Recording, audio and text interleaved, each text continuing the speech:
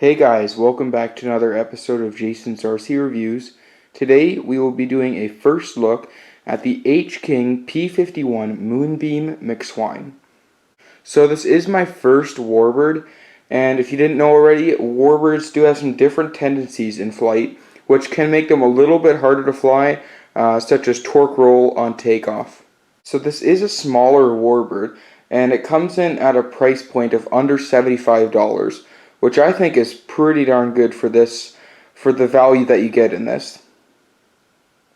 So the wingspan is 750 millimeters, which is 30 inches, and the overall length of the plane is 648 millimeters, which is 25.5 inches.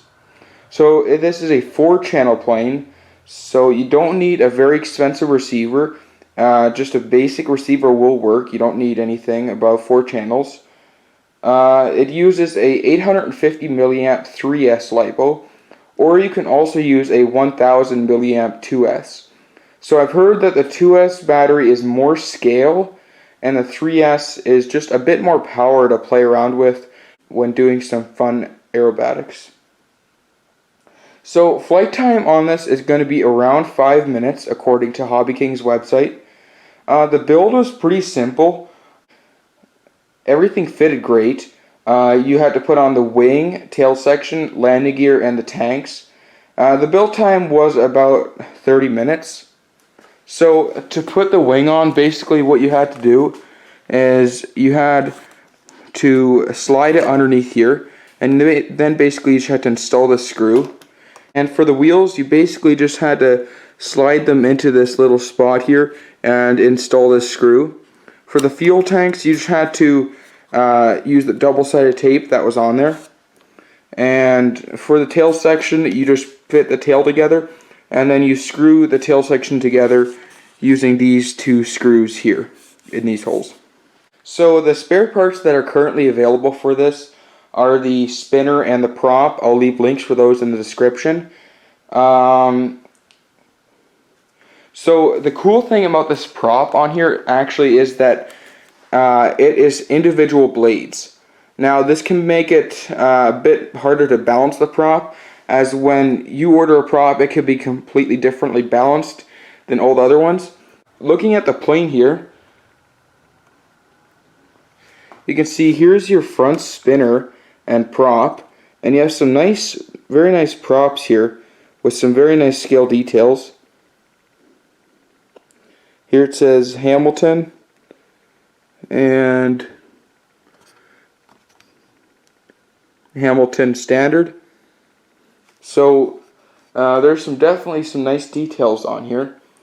So here you can see there's some Moonbeam Mcswine writing on the side. So here you have some engine exhausts. They're just foam here, so the paint could wear out on those, but they do look fine for now. So the battery bay is actually just up here. You have this little thing to grab onto, and you basically just pull this up, and this slides out. Now, I currently don't have it really good organized in here yet. I still got to tape down the receiver. But as you can see, you have this foam here, and then you have the magnet here, which connects with here, and you basically just slide it in, and it will pop into place like that. So for this, I am using a FR Sky receiver. I've never used FR Sky in a plane before, so I'm hoping it all works out well. So this plane uses a JST connector, and your batteries are going to go right in here. There's pre-installed Velcro. So it comes with a decent amount of room for your receiver. There's not a whole lot of space, but there is enough that you can comfortably fit it in there. So this does have a clear canopy, which is kind of cool. I've never had an airplane with a clear canopy before, so it does look pretty nice actually. There is no pilot in there, so it doesn't look quite a scale, but it looks still pretty good even without the pilot in there. So here you just have some more decals on the sides, and it does look pretty nice. So you do have some Nice scale details. You have like the retracts. This thing doesn't actually have retracts. It's just more or less for appearance that those doors are there. You do have a little antenna here. This is not, I haven't glued this in yet, so it isn't a completely glue-free assembly, but if you want to, you can just take this off and fly the plane without it.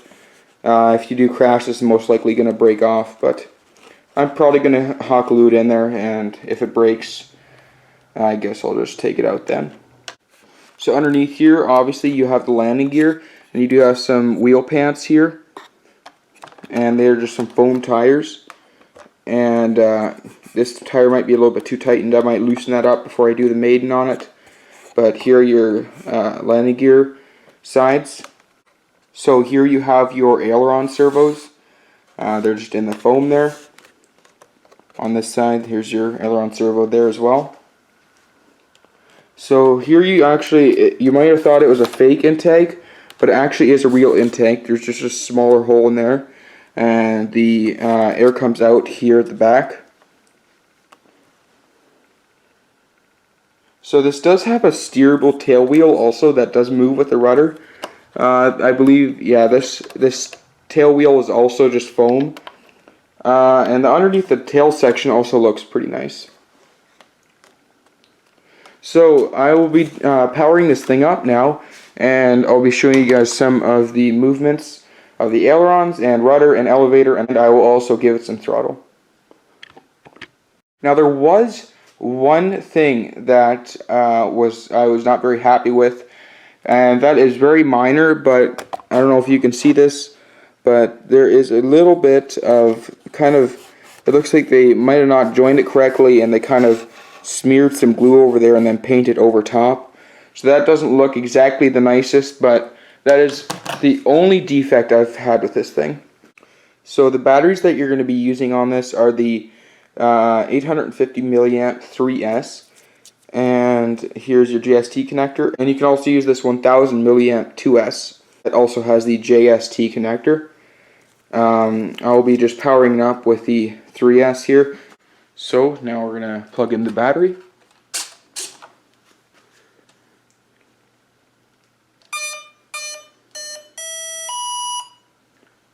So now let's just throw on this hatch here.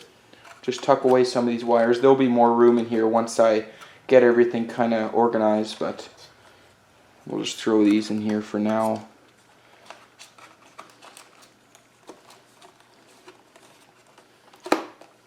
And straighten up this hatch. Okay, so let's do a quick aileron test. So there are our ailerons. I just do have everything set on 100 right now.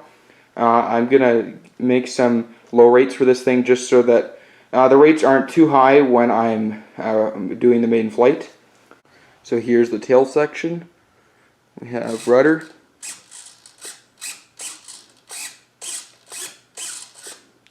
And we also have our elevator.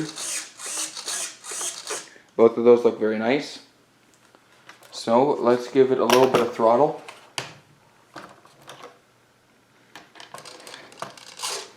I'll just hold this thing here a little bit.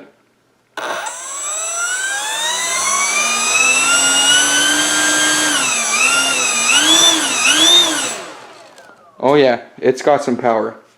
Definitely enough for this little thing. It should be a lot of fun to fly once I get better at flying it. It should be able to do some fun acrobatics. So I'm excited and nervous to maiden it. I'm excited because it just looks nice and it looks like so much fun to fly, but I'm also very nervous just because I've never actually flown a warbird before, but I'm pretty sure I'm ready to fly it. So if this video helped you guys out, do give it a thumbs up and subscribe, and stay tuned for the next video. Bye.